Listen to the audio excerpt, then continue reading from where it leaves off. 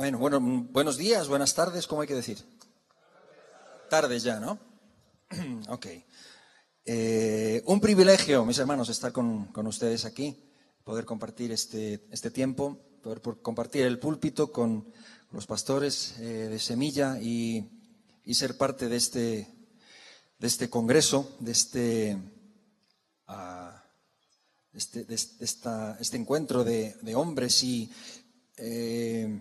quisiera, sé que el tiempo ha pasado, así que yo voy a tratar de condensar la última parte que me toca a mí desde el versículo 12 al 17 del capítulo 3 de Colosenses, aunque quisiera retomar donde nos quedamos. Al final, hemos terminado con la historia de Lázaro, ¿no? Y Lázaro, a mí me encanta Lázaro, me encanta esa historia. Y les felicito por este congreso y por este tiempo aquí.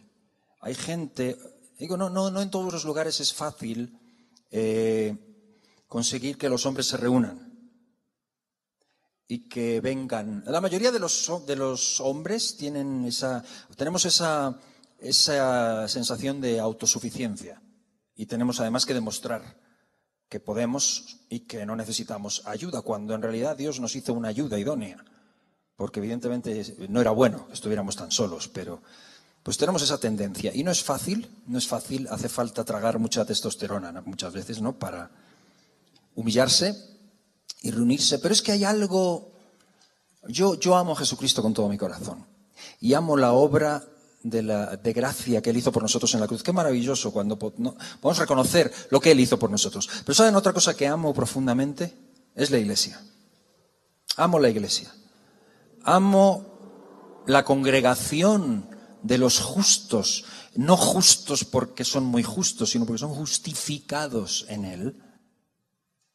Esa congregación es increíble. Lo que sucede ahí es increíble, lo que sucede aquí es increíble. Y Lázaro me encanta porque es evidente que el milagro de Lázaro es... Pues alguien decía antes allí en el cuartito donde estábamos, después de la resurrección de Cristo, o sea, la resurrección de Lázaro, imagínate lo que es eso, ¿no? 4 días, como decía el pastor, hiede ya porque es de 4 días. Yo siempre digo que hay hermanas que dicen eso de sus hermanos sin haberse muerto, lo cual es mucho más triste. Pero, o sea, esto fue tremendo, ¿no? Y es evidente que nadie, excepto Jesús, podía hacer darle vida a Lázaro. Solo Jesús podía hacerlo. Ahora, con ese poder tan increíble que Jesús tiene para hacerlo todo, no hay nada que Él no pueda hacer. Yo me pregunto, si Jesús es capaz de levantar al muerto, ¿para qué necesita a alguien que le mueva la piedra? Porque llegó al lugar y dijo, quitad la piedra. Yo digo, si lo vas a levantar, o sea, ya hazlo todo, ¿no? Me asombra eso del Señor. Jesús lo levanta porque no hay nadie que lo pueda levantar, pero una vez levantado, Él no lo desata. Él dice, desátenlo ustedes y déjenlo ir. Y me habla muchísimo eso. Me enseña mucho la necesidad de la iglesia, la necesidad de la gente. Dios puede hacerlo todo, pero no lo hace todo. Hay una parte que nos toca. Hay una parte que tiene que ver con la iglesia. Hay una parte que no sucede si no es en el contexto de los discípulos. Y hubo que quitarle el lienzo y olía mal, y hay que estar dispuesto a acercarse. Porque es cierto, vida solo lo puede dar Jesús. La vida solo la puede dar Él. Pero luego hay cositas que nos ha encargado a nosotros. Y nos llega gente resucitada, pero muy maloliente. Y hay que estar ahí. Y hay que estar dispuesto a estar ahí también. Y hay que estar dispuesto a dejarnos desenredar por otros. Que son necesarios. Y lo digo porque muchas veces hay sobre todo los hombres, ¿no? Mi experiencia con el Señor es la vertical. O sea, yo y el Señor es una experiencia de libertad. Yo con Él conmigo, punto. Y la iglesia, bien, gracias. Y la congregación de los justos, no. O sea, yo te necesito a ti. Tú me necesitas a mí. Nos vamos necesitando el uno al otro porque al final Dios es el que hace la obra imposible para nadie, pero nos tenemos para algo y es que Él nos ha puesto ahí para algo. Entonces no huyas nunca de eso, por desagradable que sea. Me estás quitando, me estás raspando, o sea, tengo tan pegado el lienzo que hasta pero es que hay que hacerlo. Y son cosas que el Señor nos encarga que unos hagamos a otros y otros, unos con otros. Hay cantidad de pasajes bíblicos que son unos a otros, unos con otros, unos por otros, unos con otros, unos a otros, siempre, constantemente. Y es una realidad tremenda la Iglesia de Jesucristo. Yo doy gracias a Dios por ello. Y doy gracias al Señor por esta gran oportunidad. Y me gustaría que fuéramos a la última parte que me toca a mí, que es la de, a partir del versículo 12, en adelante. ¿Por qué no vamos a leerlo entero, si les parece, del 12 al 17? Colosenses 3, veníamos hablando de que hemos resucitado con Cristo, y de buscar las cosas de arriba, de hacer, segunda parte, hacer morir una serie de cosas en nosotros, que hay que hacerlas morir, como escuchábamos. Y ahora, a partir del versículo 12, va a hablar de vestidura, va a hablar de ropa, va a hablar de aquellas cosas con las que nos tenemos que vestir. Y leo: vestíos pues, como escogidos de Dios, santos y amados, de entrañable misericordia, de benignidad, de humildad, de mansedumbre, de paciencia, soportándoos unos a otros y perdonándoos unos a otros, si alguno tuviere queja contra otro. De la manera que Cristo os perdonó, así también hacedlo vosotros. Y sobre todas estas cosas vestíos de amor, que es el vínculo perfecto. Y la paz de Dios gobierne en vuestros corazones, a la que asimismo fuisteis llamados en un solo cuerpo, y sed agradecidos. La palabra de Cristo more en abundancia en vosotros, enseñándoos y exhortándoos unos a otros en toda sabiduría, cantando con gracia en vuestros corazones al Señor, con salmos e himnos y cánticos espirituales. Y todo lo que hacéis, sea de palabra o de hecho, hacedlo todo en el nombre del Señor Jesús, dando gracias a Dios Padre por medio de Él. Amén. Amén. Pues va a hablar de ropa. Va a hablar de ropa. Son cosas muy escuetas y muy concretas que dice. Me gustaría enumerarlas y ceñirme a ellas. Pero antes de eso, quiero decir que lo que está diciendo Pablo aquí no es nada extraño al resto del Nuevo Testamento. No es nada extraño al mensaje del Evangelio. Acaba de decirnos que si hemos resucitado, caminemos como tales, como resucitados. Y para ello nos dice dos cosas. Una, hacer morir, que es lo que hemos escuchado, hacer morir una serie de cosas. Y ahora nos habla de vestirnos de otra serie de cosas. Que es lo que el pastor decía, o sea, ¿cómo vamos a dejar ese vacío? O sea, sí, ok, ¿ahora qué hacemos? Ahora vengo de no sé dónde y ahora ¿qué hacemos? Ahora, ¿cómo retomamos? Y Pablo lo dice, no puedes quedarte como estás, vacío, no puedes quedarte así, simplemente hacer morir algo, tienes que vestirte de una serie de cosas. Y esto no es extraño, no es raro al resto del Nuevo Testamento. De hecho, quisiera invitarles a leer conmigo en Romanos capítulo 13, si pueden abrir sus Biblias en Romanos 13.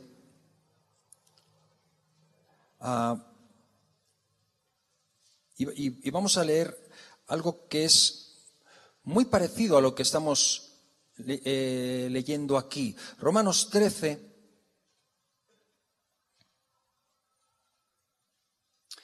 el versículo 11 dice: esto conociendo el tiempo, ya es hora de levantarnos del sueño, porque ahora está más cerca de nosotros nuestra salvación que cuando creímos. Es el mismo Pablo que está escribiendo y dice en el 12: la noche está avanzada y se acerca el día. Desechemos pues las obras de las tinieblas y vistámonos las armas de la luz. ¿No es lo mismo esto?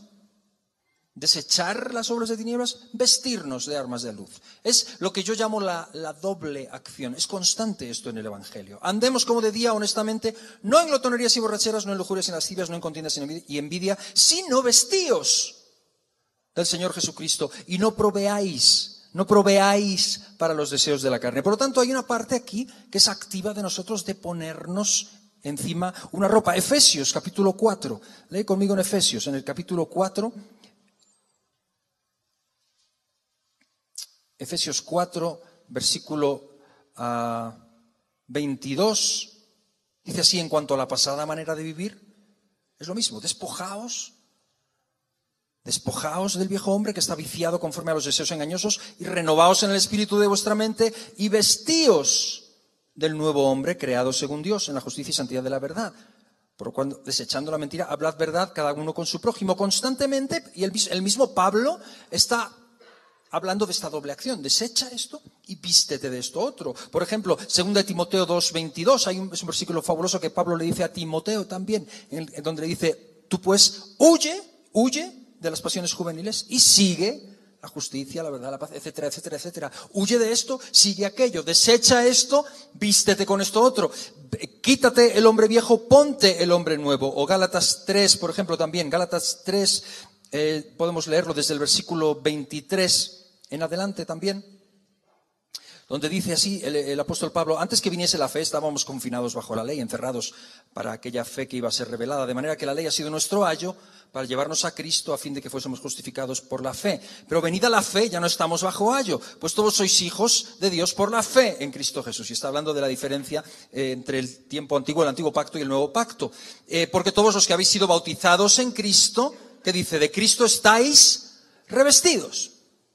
No hay judío, ni griego, no hay esclavo, ni libre, no hay varón, ni mujer, porque todos vosotros sois uno en Cristo Jesús. Y vosotros sois de Cristo, ciertamente el linaje de Abraham sois y herederos según la promesa. Por lo tanto, está hablando el apóstol Pablo de algo que no es extraño al Evangelio. Es algo que lo vemos constantemente. Una y otra vez vamos a ver que se nos dice, despójense de esto y vístanse de esto. Despójense de lo que es el lienzo carnal, todo eso que está ahí, que es inherente a nuestra naturaleza humana que hemos recibido de Adán, y vistámonos de lo nuevo. Y dice, vistámonos como escogidos de Dios, como santos y como amados. Y después hablamos de estas tres cosas, pero quisiera referirme y ceñirme y concretar, terminando esta conferencia de hoy, de este día, las cosas que dice de las que deberíamos vestirnos. Y fíjate que esto no son instrucciones como de algo que uno tiene que hacer, como una tabla de leyes que uno tiene que hacer, sino que partimos de la base de lo que hemos dicho, hemos resucitado en Cristo. Por lo tanto, si eres un resucitado, camina como tal. ¿En qué consiste ese caminar? Y estos son este tipo de cosas a las que tenemos que mirar, que decíamos y escuchábamos el pastor Raúl poner la mira en las cosas, buscar las cosas de arriba. Estas son las cosas que tenemos que buscar con todo nuestro corazón al habernos despojado. ¿Qué tipo de cosas? Vamos a mirar las que él menciona. La primera de ellas dice entrañable misericordia. Vístete de entrañable misericordia. La palabra es compasión, misericordia. Compasión, pero le pone el adjetivo entrañable. Y entrañable es un adjetivo potente, porque tiene que ver con las entrañas, tiene que ver con lo que está dentro. Es la misma palabra que se usa cuando en Hechos 1:18 dice que Judas se ahorcó, se colgó, se rompió la cuerda y se cayó y se derramaron sus entrañas por la tierra. Es la misma palabra, entrañable, dice de compasión, de misericordia, entrañable, o sea, un sentimiento que nace de aquí dentro y que le tiene misericordia a los demás, que tiene compasión por los demás, un corazón compasivo por los demás, es decir, mirar a los demás como el Señor los mira, mirarlos con misericordia y no de otra forma. La palabra significa profunda concienciación y compasión por el sufrimiento de los demás. Es decir, todo lo contrario al egoísmo. Y tengo que pensar, aunque la palabra es otra, en lo que dice en Lucas 14, cuando Jesús miraba a la gente, que tuvo compasión de ellos, porque eran como ovejas sin pastor. Yo pregunto, ¿qué siento yo cuando veo a la gente? ¿Qué sientes tú cuando vas en el tráfico, en la Ciudad de México, y se te cruza alguien? ¿Qué sientes tú cuando ves al policía, cuando ves al vecino, cuando ves a las personas, especialmente contra las que podemos decir o argumentar cosas negativas? ¿Cuál es mi sentir? Pablo dice, despojándonos del viejo hombre, un resucitado mira las cosas de arriba y procura vestirse y se viste de este tipo de cosas. Entrañable misericordia. Tiene que ver con algo muy, muy práctico. Yo he tratado de practicar esto en más de una ocasión. Ver. Y en esta lista y estas cosas que Pablo dice, me gustaría mirarlas y dar algunos tips o algunas cosas prácticas que yo entiendo. Por ejemplo, ver a la persona, a mí me ayuda ver en la persona más odiosa, ver la carencia más profunda que tiene. ¿Sabes por qué? Porque eso fue lo que Jesús hizo. A Jesucristo practicó esto tremendamente y lo practica desde la cruz. Cuando Jesús está siendo... ¿Qué crees que siente Jesús cuando está atravesado por los clavos en la cruz? ¿Qué siente? Porque dolor estoy seguro que siente. Humanamente, ¿qué puede sentir frente a personas que están crujiendo los dientes contra él? Una generación de personas a las que solo ha hecho el bien y le devuelven mal por bien. ¿Qué siente uno humanamente? Pues cualquier cosa menos algo bonito. Ahora, cuando Jesús ora y dice, Padre, perdónalos, ¿por qué? Ok, a veces no le prestamos atención a eso, pero el no saben lo que hacen es algo que entiendo que Jesús mira más que ellos no saben lo que están haciendo, que el hecho de lo que está sucediendo. Está mirando de otra forma, está mirando con ojos compasivos a las personas. A mí me ha ayudado en ocasiones aprender a mirar a la gente así. No veo a mi padre en su parte odiosa, sino veo en por dónde él tuvo que pasar, qué tuvo él que sufrir. Y puedo tener compasión. Puedo vestirme de ello.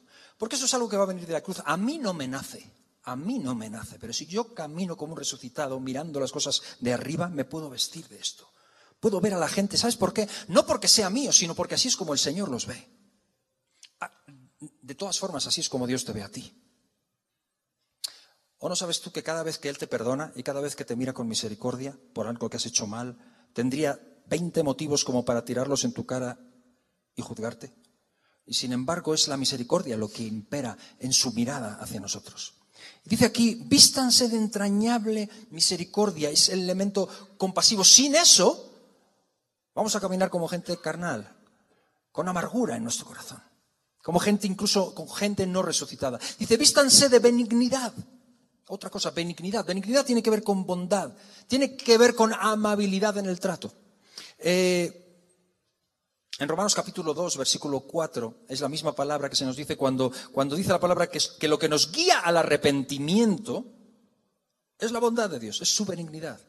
No es el temor a caer al infierno, no es el castigo, no es la amenaza, no es el miedo, es su amor, es su benignidad, es su amabilidad, es como Él nos ha tratado a nosotros. Y es un fruto del Espíritu Santo también que está presente en Gálatas 5:22, porque son cosas que nacen y brotan del Espíritu y alguien que ha resucitado se puede vestir de ellas, porque estamos en Cristo. Y eso es algo que tampoco podemos forzar, pero sí podemos poner nuestra mira en ello. Dice en Filipenses 4:8, todo lo puro, todo lo amable, todo lo que es de buen nombre, si hay virtud alguna, si algo digno de alabanza, en esto pensad. Poner la mira en ese tipo de cosas, y al poner la mira en ellas, empezamos a vestirnos de ellas. Porque cuando uno mira hacia estas cosas, uno se adueña de ellas y se apropia de ellas, habiéndonos despojado del viejo hombre. Una tercera cosa que dice es humildad, vestidos de humildad. Vestidos de humildad, ¿qué es eso? Pues yo voy a decirte algo, no es cuestión de dinero. No es cuestión de capacidad o poder adquisitivo. Antes escuchábamos también que hay cosas en la vida y claro que nos es lícito disfrutar de ellas, pero no está hablando de un estatus económico o social, sino que humildad es la disposición de valorarse o evaluarse uno a sí mismo apropiadamente y sobre todo teniendo en cuenta nuestra naturaleza, que podemos caer, que podemos tropezar, que podemos y que necesitamos ser corregidos los unos por los otros y todos nosotros somos susceptibles de caer en el error. Todos nosotros somos susceptibles de hacer algo mal. Ninguno de nosotros está como por encima del resto o en una capacidad espiritual en la que ya no necesite corrección ninguna. Filipenses 2:3 dice, nada hagáis por contienda o por vanagloria, antes bien con humildad, estimando cada uno a los demás como superiores a él mismo. Y este versículo nos deja muy claro lo que significa la humildad. La humildad no es tener un concepto equivocado de sí mismo, pero sí considerar al otro como superior a mí mismo. ¿Sabes lo que significa eso? Significa que tienes licencia para corregirme. Si yo te miro como superior a mí mismo, tienes licencia para decirme algo. Es lo que decíamos antes. En el contexto de la iglesia, yo necesito a mis hermanos. No hay nadie que por su ministerio o por su talento o por su carisma o su capacidad o por su historial o por su pedigrí esté por encima de otros. O no sea susceptible de ser corregido. Yo soy pastor de una congregación, yo necesito a mis hermanos. Yo puedo pastorear en una dirección o en otra, pero yo necesito que me corrijan. Yo necesito dar cuentas de mi propia vida y necesito revestirme de humildad y mantener los pies en el suelo. Porque si no estoy perdido. Y dice Pablo, como un resucitado te vistes de humildad. No levitas por encima del resto porque has resucitado. No, porque has resucitado, estás dentro del cuerpo y te revistes de humildad. Y esto se manifiesta en la práctica. ¿Cómo se manifiesta en la práctica? Simplemente así, siendo uno más en el cuerpo. No hace falta que le digas licenciado a todo el mundo, que le hagas 1000 reverencias o que le beses los pies, pero sí que estés en esa disposición de que, ¿sabes qué? Puedes decirme lo que me tengas que decir. Y no voy a ofender. Me encanta ese versículo en 1 de Juan, capítulo 1, versículo 7, cuando dice, si andamos en luz, hablábamos de esto el otro día, si andamos en luz, como Él está en luz, tenemos comunión unos con otros, ¿lo saben? Ustedes que saben la palabra bien, ¿no? Y la sangre de Jesucristo, su Hijo, nos limpia de algunos... de todos, ¿no? Okay. ¿Sí? ¿Estamos todos? Si andamos en luz, como Él está en luz, ¿qué tenemos? Y si tenemos comunión unos con otros... lo están leyendo. Ok. La pregunta, ¿qué tiene que ver que la sangre de Cristo nos limpie de nuestros pecados con la comunión unos con otros? ¿No es Él el que me limpia? ¿Cómo que si andamos en luz tenemos comunión y su sangre, y si no tengo comunión no me limpia su sangre o cómo? Pregunto,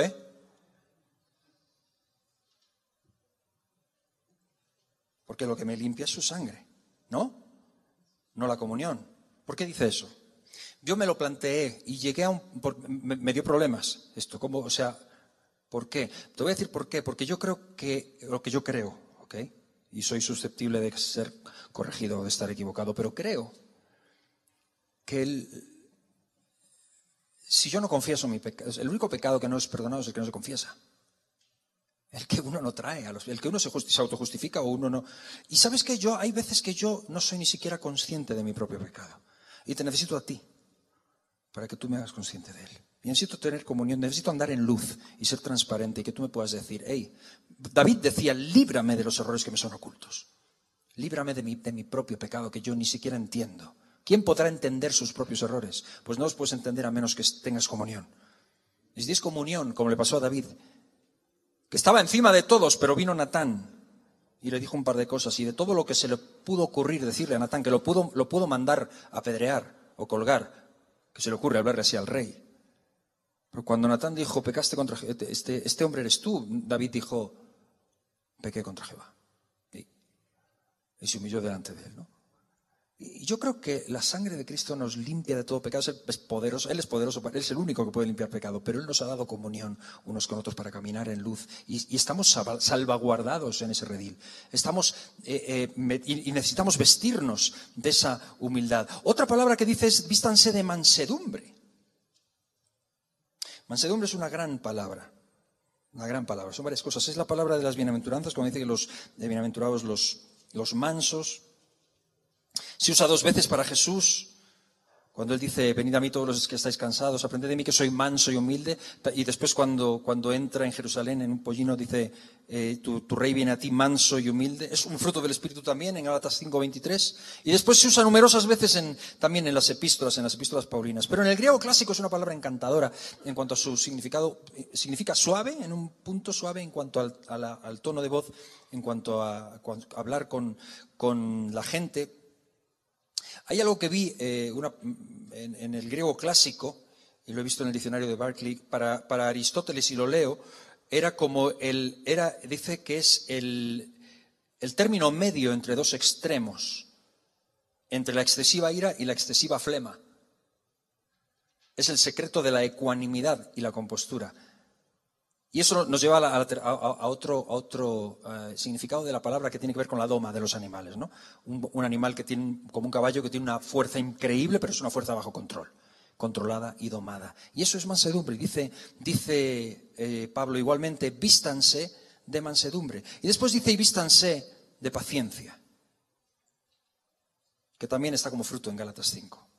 Es la misma palabra. Y significa literalmente resistencia paciente al dolor o a la adversidad. Pero además, en este caso Pablo, y en el versículo 13, va a desglosar la paciencia en tres expresiones diferentes para que comprendamos a qué se refiere exactamente Pablo. ¿A qué se está refiriendo? ¿Paciencia qué? Paciencia en las pruebas, en la enfermedad, paciencia con los inconversos. Y fíjate muy bien, y estas son cosas de las que dice que nos tenemos que vestir. Esta es la última de ellas. Dice, paciencia, dice tres cosas. Una, versículo 13, soportándoos unos a otros, perdonándoos unos a otros de la manera que Cristo os perdonó a vosotros. Es decir, que va a resultar que esto de la paciencia no tiene tanto que ver con mis propias pruebas, sino que sucede en el contexto de la iglesia, sucede exactamente dentro en el trato con los demás, en el uno a uno, soportando a mi hermano, en eso, vestirme de paciencia en el trato con él, vestirme de paciencia en el perdón. ¿Qué clase de perdón? Y como decía Pedro, ¿hasta cuándo? ¿Cuántas veces tengo que perdonar? Y dice claramente cómo Cristo os perdonó a vosotros. Y sabes cómo Cristo nos perdonó a nosotros, ¿no? Lo sabes, en Mateo 18 hay los dos deudores, esta historia en la que estos dos hombres, un hombre viene al rey, ¿no? Y el rey le perdona y después no perdona al otro y es echado al final en la cárcel con el verdugo. O sea, cualquier cosa, piensa lo que quieras que alguien te haya hecho, por más que haya dolido, por más duro que haya sido, no tiene ni punto de comparación con lo que Cristo te perdonó a ti. Y se nos dice, vístanse de paciencia en cuanto al perdón con los hermanos. O sea, que son cosas que tienen que ver con el trato personal, con la horizontal. Y luego el versículo 14 dice, y sobre todo, vístanse de amor, que es el vínculo perfecto. Y está hablando de ropa. Y la idea en este original es como si fuera un cinturón. Como diciendo, bueno, ya que se han vestido todo esto, ahora átenlo todo con el cinturón para que quede bien ceñido todo. El vínculo perfecto. Y una vez más, está hablando no de nada que podamos nosotros adquirir por nosotros mismos. Está hablando de amor ágape. ¿Y cuántos sabemos aquí que el amor ágape no lo tenemos? Que nosotros tenemos todo tipo de amor. De hecho, hay un libro que se llama ¿Por qué los hombres dicen amor cuando quieren decir sexo? ¿Y por qué las mujeres no saben leer un mapa? Así se llama el libro, así de largo. Debe ser algo muy masculino y algo muy femenino, ¿no? Decimos amor para un montón de cosas, ¿no? Y sabemos que en el griego hay diferentes palabras que significan amor y que todas ellas tienen su significado también. Pero nosotros aquí decimos amor para todo ello. Pero cuando aquí Pablo escribe vístanse de amor, no está hablando de eros. ¿Cuántos sabemos que no está hablando de eros? No es el vínculo perfecto. No está hablando de fileo, que es el amor humano, y es muy fuerte, es potente. El amor humano es potentísimo. Pero fíjense, aquí está el punto. Ninguno de nosotros podemos hacer estas cosas. Ninguno de nosotros tenemos esto en nosotros mismos. Es algo de lo que tenemos que vestirnos. No lo teníamos. Lo tenemos a nuestro alcance porque hemos resucitado, porque estamos en Cristo. El amor ágape yo no lo tengo, y es un error cuando decimos, Señor, dame más amor. No es tanto dame más amor, es quítame de lo mío y dame de lo tuyo. Porque lo mío es fileo, lo mío como mucho es fileo. Y fileo, yo digo, fileo es un amor fuerte. Fileo es un amor muy potente, es el amor humano. Pero fileo es un amor que tiene una debilidad muy grande. ¿Y sabe cuál es la debilidad del amor fileo? Y ahí está la maravilla de la resurrección. El amor fileo solamente funciona cuando lo que envía lo recibe a cambio, igual. ¿Sabe eso? Yo lo he visto, acabamos de tener una boda y hablábamos de esto con los novios. Si nuestro amor está basado en fileo, o sea, el amor humano es eso. Y puede ser muy potente, y podemos hacer cosas tremendas por los amigos, etcétera. Pero cuando tú amas a una persona y das amor, pero la persona deja no te da el mismo amor en retorno, al final sales herido. Al final dices, ya no sigo más. Y así se acaban los matrimonios, así se acaban las o sea, te quiero, cariño, sí, yo también te quiero. Si yo te quiero más, no, yo te quiero más. No, te quiero más yo, no yo más. ¿Han visto eso, así, los tortolitos así recién? Y luego, yo lo he visto 1000 veces, o sea, después de unos meses, pues él llega a casa y ella dice, te quiero, cariño, y él no responde porque está pensando en otra cosa. Y ella dice, ¿no me quieres? Y dice, sí, nada más que estaba, no, pero es que no lo has dicho, tú no has respondido. Y siempre sueles responder. No, es que vengo cansado, cariño, no, de verdad, sí, te quiero. No, pero lo has dicho tarde, ya no es igual. ¿No? O sí, pero sí lo he dicho, mira, te quiero, no, pero no lo has dicho, lo has dicho en fa y era en sol. Entonces, normalmente lo sueles decir en sol bemol, tengo oído absoluto. ¿No? y ya sale herido, porque ya no es lo mismo. Eso se llama fileo. Es muy fuerte, pero tiene una debilidad. Si no recibe lo mismo a cambio, termina herido y afloja. Ágape es otro rollo. Ágape es lo que Jesús dice en Mateo 5. Cuando dice sed perfectos como vuestro Padre que está en los cielos es perfecto, no está diciendo que seamos perfectos, de que no fallemos nunca. Está hablando del amor del Padre. Amad a vuestros enemigos, bendecid a los que os maldicen, haced bien a los que os aborrecen y orad por los que os ultrajan y os persiguen, para que seáis hijos de vuestro Padre, que hace salir su sol sobre justos e injustos, sobre buenos y malos, sobre buenos y pecadores. El sol, compara el amor, el ágape del Padre al sol, que no depende de si hay nubes abajo, el sol no depende de quién esté para brillar o no brillar. El sol hace lo que hace porque es lo que es. ¿Correcto? Eso es ágape. No afloja jamás. Y dime quién es capaz de eso. Nadie. Y ahora viene Pablo y dice, vístanse de eso. ¿Dónde está eso? Vístete de... Porque todo lo que hemos dicho antes, si no es en la resurrección, es una tabla de la ley otra vez. Sé amable, sé benigno, no seas orgulloso. Como decíamos antes, amortigua un poquito. A menos que no se te note tanto, ¿no? No seas tan... Haz como qué. Vístete de. ¿Por qué? Porque puedes. Porque has resucitado. Porque está a tu alcance. Haz morir estas cosas en ti. Búscalo de arriba.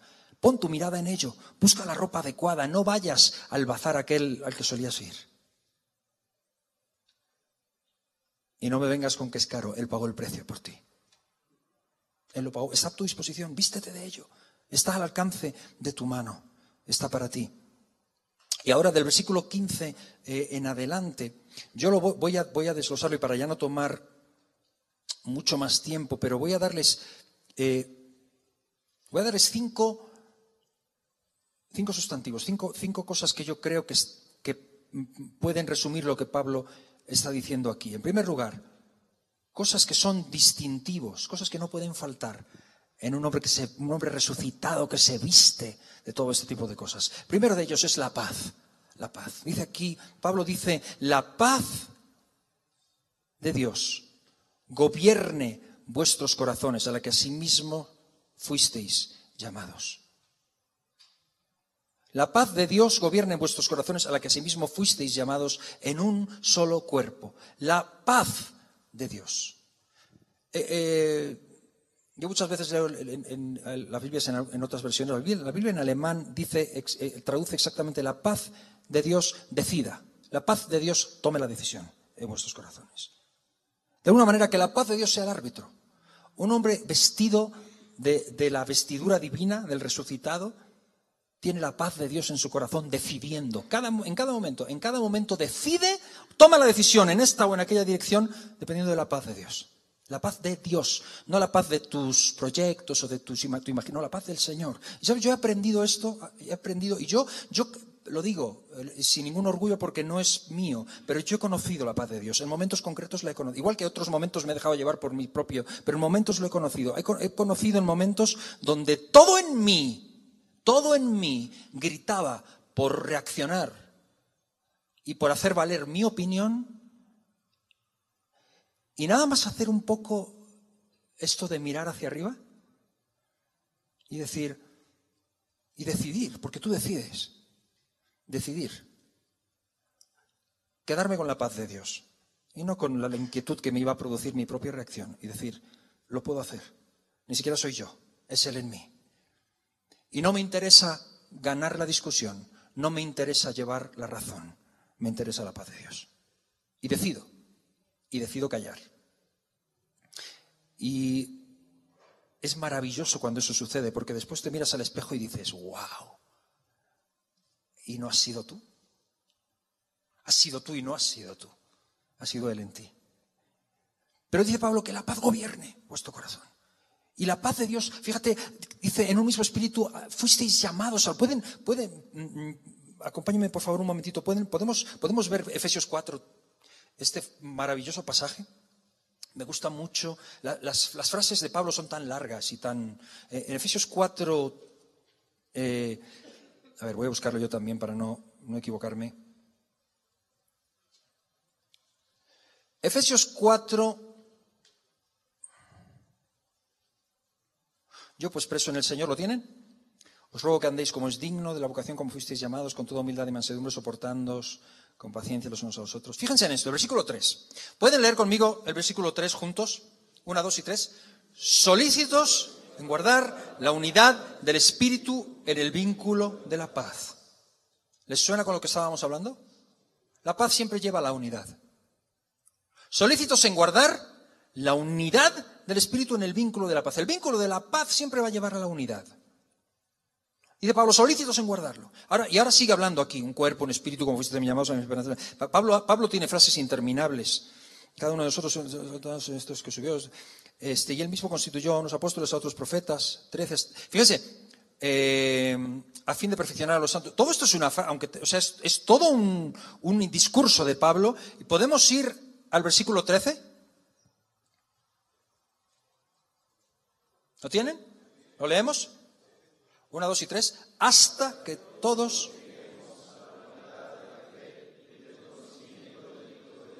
a un varón perfecto, a la medida de la estatura de la plenitud de Cristo. Ok, ¿cuántos hemos llegado a la plenitud de la estatura del varón perfecto de Cristo ya? ¿Cuántos aquí? ¿Cuántos? A ver. ¿Alguno? No, ¿verdad? ¿Quién está? El hermano que está proyectando. ¿Podemos proyectar el versículo 3 y después el 13? ¿Y lo leemos seguidos? Por favor, leemos el 3.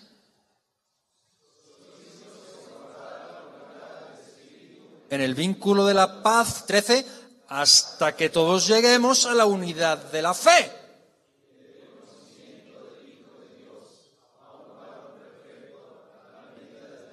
¿Hemos llegado ya a la unidad de fe todos? ¿Creemos todos exactamente lo mismo? ¿O tenemos todavía diferencias en cosas? Probablemente no. Dice, solícitos en guardar la unidad del Espíritu en el vínculo de la paz, hasta que todos lleguemos a la unidad de la fe, al varón perfecto. Cuando lleguemos al varón perfecto, habrá una unidad, increíble, inamovible, pero mientras tanto, solícitos en guardar la unidad del Espíritu en el vínculo de la paz, que la paz de Dios gobierne nuestros corazones, porque no nos vamos a poner de acuerdo en muchas cosas. Va a haber muchas cosas en las que no vamos a tener la misma opinión, pero guardemos el vínculo de la paz.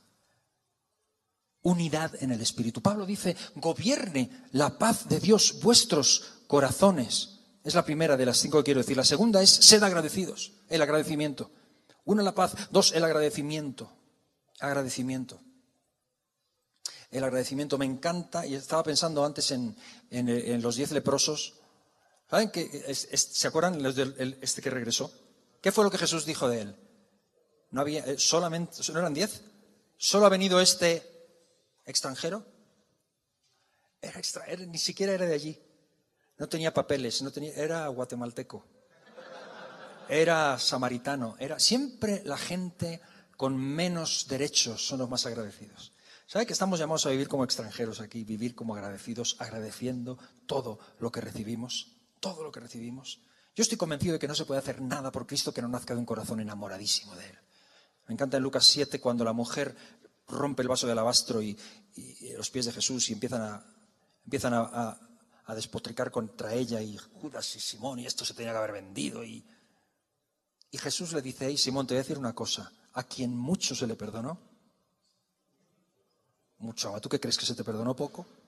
Sé agradecido. Pero por todo, Pero por todo.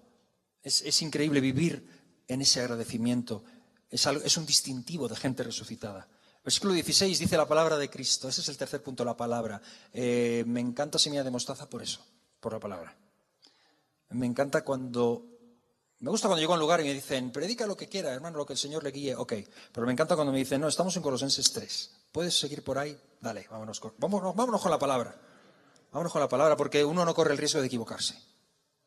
Deja que la palabra hable. La palabra de Cristo more en abundancia en vuestro corazón. Y dice, enseñándoos y exhortándoos unos. O sea, no solamente para mi beneficio personal, sino lo que decíamos antes de la iglesia, para exhortar a mi hermano y para ser exhortado por él a la luz de la palabra. Que toda idea nueva que alguien traiga tiene que ser juzgada a la luz de la palabra.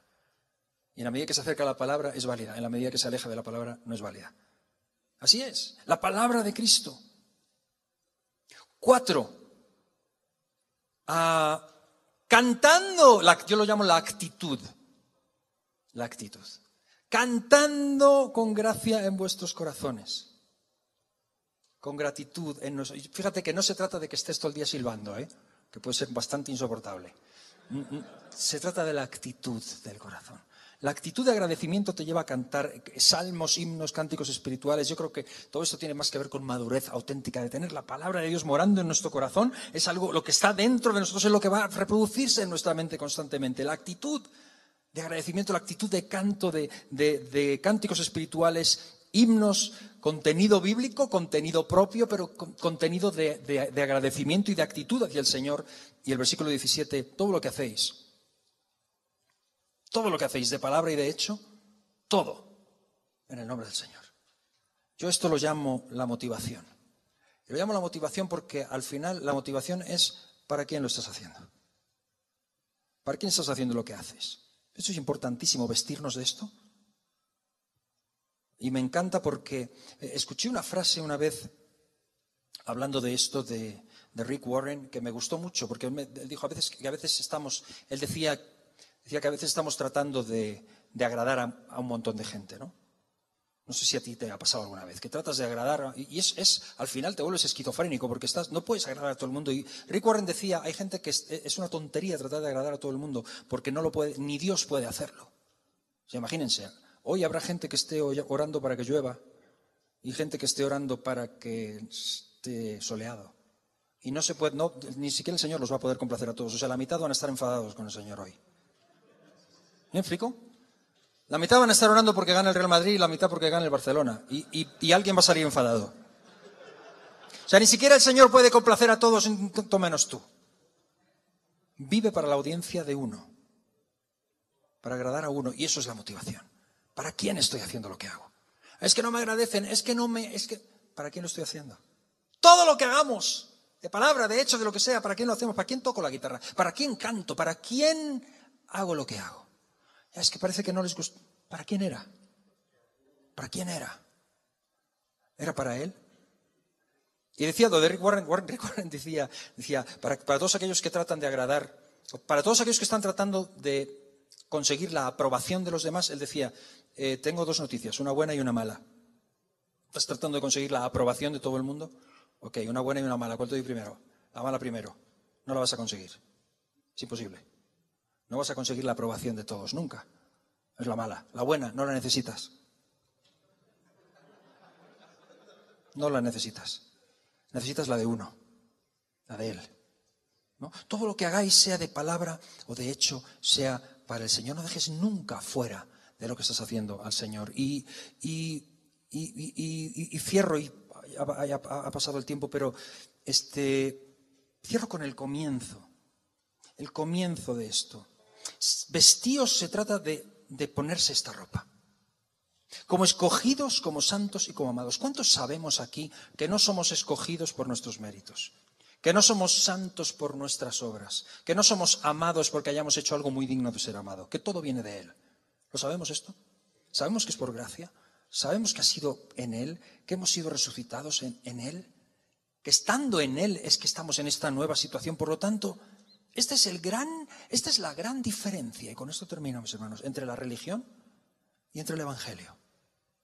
Porque la religión siempre será tratar de hacer una serie de cosas para conseguir vivir como el resucitado.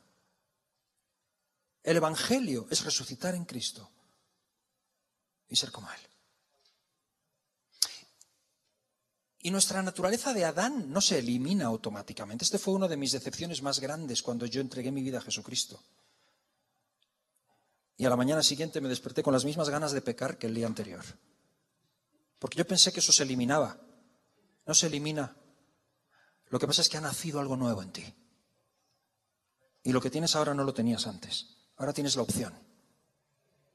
Antes ni siquiera la tenías.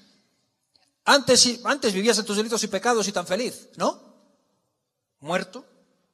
Ni sientes ni padeces. Cuando Cristo viene a ti, te has vuelto esquizofrénico. Tienes dos naturalezas. Y ahora, ¿qué vas a hacer? Porque tomas las decisiones diariamente. Y eso es ser un hombre de Dios. Tomar la decisión diariamente de dejar que sea Cristo quien gobierne. De hacer morir en nosotros. Pero eso no se puede hacer así como así. Necesitamos primero resucitar en Cristo. Necesitamos estar en Él. Entonces que nadie tome esto como una serie de normas a cumplir. Y si no las cumplimos, nos vamos al infierno. Eso es la religión. El religioso va a tratar siempre de esforzarse por conseguir estas cosas que hemos dicho. Y a veces hay gente que lo hace, pero no las tiene. Él va a tratar de vestirse de ellas y lo va a hacer con esfuerzo, con sobreesfuerzo, y lo hará hasta la extenuación, hasta reventar en depresión, abandonar frustrado en el mejor de los casos. En el peor de los casos acaba en un desplome irreparable o en un infarto o en un suicidio. Pero no puede. Ha visto algo que le gusta y quiere, pero eso dura lo que duran las fuerzas humanas, ¿no? El cristiano se basa en el Evangelio y hace lo contrario. Arranca desde la cruz. Muere, resucita en Cristo y a diario necesita ese contacto con el Señor. Por eso es tan importante el devocional. No es una ley, es tu comida diaria. Es lo que nutre tu hombre espiritual y lo fortalece. Y te vas vistiendo de ello cada día y lo necesitamos cada día, cada uno de nosotros. Así que cuando dice vestíos pues como escogidos el Señor, el pues enlaza todo esto, todo este vestido lo enlaza con el pasaje anterior. Viene de ahí, viene de la cruz, viene de la resurrección. Resucitados en Cristo, caminemos como es digno del llamamiento con el que fuimos llamados. Amén. Amén. Que el Señor los bendiga.